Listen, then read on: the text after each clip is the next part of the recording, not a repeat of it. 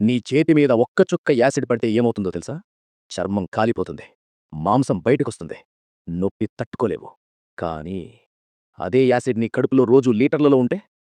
ఇక్కడే అసలు భయం మొదలవుతుంది మావా. మన కడుపులో ఉండేది సాధారణ యాసిడ్ కాదు. Hydrochloric acid. ఇది మీ స్కిన్ని తాకితే సూటిగా కాల్చేస్తుంది.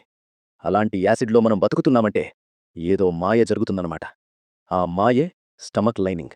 కానీ గుర్తుపెట్టుకో మావా, అది శాశ్వత కవచం కాదు. అది ఒక సాక్రిఫిషియల్ లేయర్. యాసిడ్‌ని ఆపుతూనే తానే కాలిపోతుంది.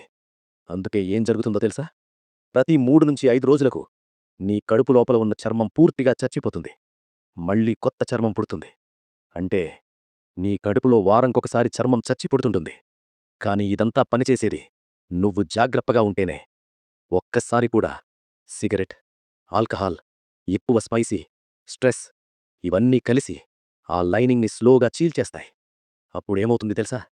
యాసిడ్ బయటకొస్తుంది. నీ ఓన్ కడుపునే కాల్చడం మొదలుపెడుతుంది. నిన్ను నువ్వే లోపలి నుంచి తినేస్తుంది. అదే అల్సర్. అదే ఇంటర్నల్ బ్లీడింగ్. బయట ఎలాంటి గాయం కనిపించదు. కానీ లోపల మాత్రం నరకం నడుస్తూనే ఉంటుంది. కాబట్టి మావా, గుర్తుపెట్టుకో. నీ కడుపు నిన్ను కాపాడే చోటు కాదు. నువ్వు కేర్లెస్ అయితే మొదటగా దాడి చేసే చోటు. మన శరీరం వీక్ కాదు మావా.